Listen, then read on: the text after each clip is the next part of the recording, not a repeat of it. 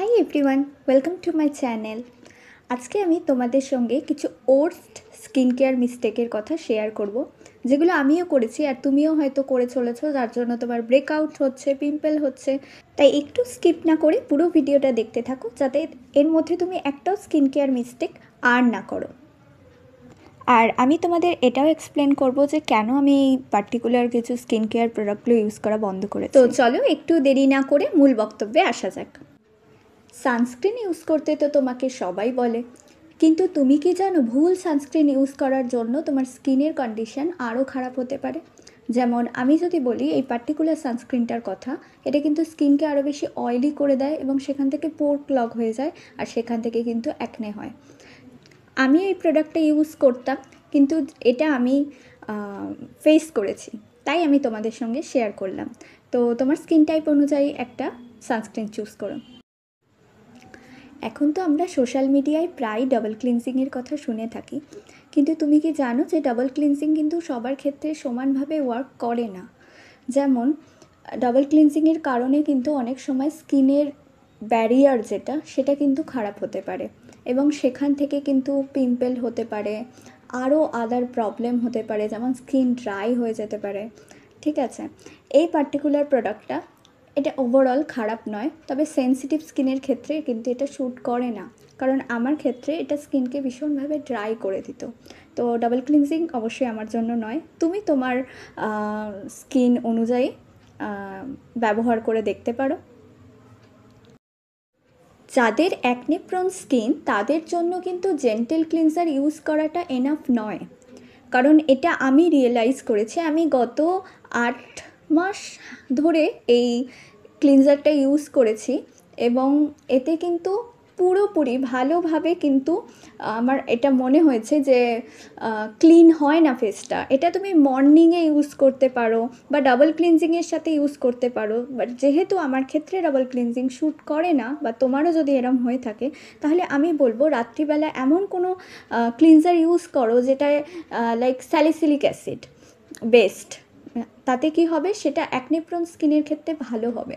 Like একটা face wash use করা, face wash আর ক্লিনজারের মধ্যে কিন্তু একটা পার্থক্য রয়েই যায়।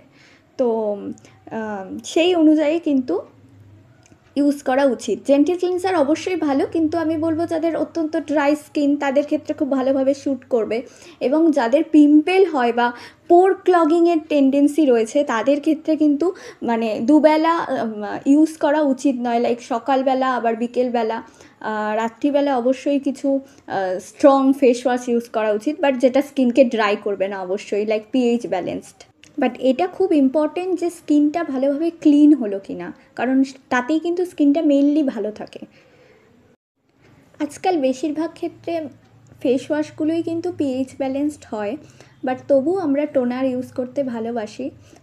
কিন্তু এটা অবশ্যই খেয়াল রাখবে যে টোনারের মধ্যে যেন কোনোভাবে অ্যালকোহল, ফ্রেগ্রেন্স এগুলো না থাকে, কারণ এগুলো অনেক ক্ষেত্রে সেন্সিটিভ স্কিনের ক্ষেত্রে স্পেশালি র্যাশেস হতে পারে, যেমন আমি এটা ফেস করেছি। তো এই বিষয়টা একটু খেয়াল রেখো। আর রোজ ওয়াটারও কিন্তু অনেক সময় অ্যাকনির কারণ হয়। এতে কোনো সন্দেহ নেই যে ভিটামিন সি স্কিনের জন্য ভালো, এটা স্কিনকে ব্রাইট করে অবশ্যই, কিন্তু অ্যাকনে প্রোন স্কিনে কিন্তু ভিটামিন সি একদমই ইউজ করা উচিত নয়, বিশেষ করে তোমার যদি অ্যাক্টিভ অ্যাকনে থাকে, সেক্ষেত্রে তোমার স্কিন কন্ডিশন আরও বেশি খারাপ হবে। এবং পার্টিকুলার এই যে সিরামটা, এতে প্রচুর পরিমাণে ফ্রেগ্রেন্স আছে এবং আমি এটা অবশ্যই ইউজ করা বন্ধ করে দিয়েছি। তুমি যদি স্কিন কেয়ার এর ক্ষেত্রে বিগিনার হয়ে থাকো, তাহলে তোমার অবশ্যই উচিত লো কনসেন্ট্রেশনের কোনো অ্যাক্টিভ ইনগ্রিডিয়েন্টস ইউজ করা। যেমন এই পার্টিকুলার সিরামটা, এতে রয়েছে 10% নায়াসিনামাইড সিরাম। এটা 10% নায়াসিনামাইড সিরাম। তো এই সিরামটা কিন্তু অনেক ক্ষেত্রে যারা বিগিনার্স তাদের ক্ষেত্রে কিন্তু প্রবলেম ক্রিয়েট করতে পারে এবং তোমার স্কিনকে আরও বেশি খারাপ করতে পারে। আর একসাথে প্লিজ অনেকগুলো অ্যাক্টিভ ইনগ্রিডিয়েন্ট ইউজ করো না, যেমন salicylic acid, niacinamide, vitamin C, please don't, কারণ এটা তোমার স্কিনকে আরও বেশি খারাপ করবে। নেক্সট পয়েন্ট হলো বডি ওয়াশ। খুবই ভালো, আমি ভীষণ পছন্দ করি, বাট আজকালকার দিনে আমি অনেককেই দেখেছি যে কেউ সোপ ইউজ করতে চায় না, বাট ফার্স্ট স্টেপ কিন্তু ইউজ করা উচিত সোপ।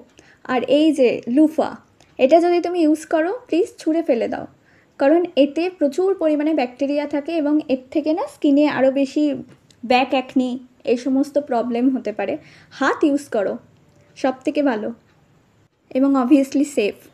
তো এই ছিল কিছু স্কিন কেয়ার মিস্টেক যেগুলো আমি এক্সপিরিয়েন্স করেছি, এবং আমি চাই না যে তোমরাও এই একই স্কিন কেয়ার মিস্টেকগুলো করো।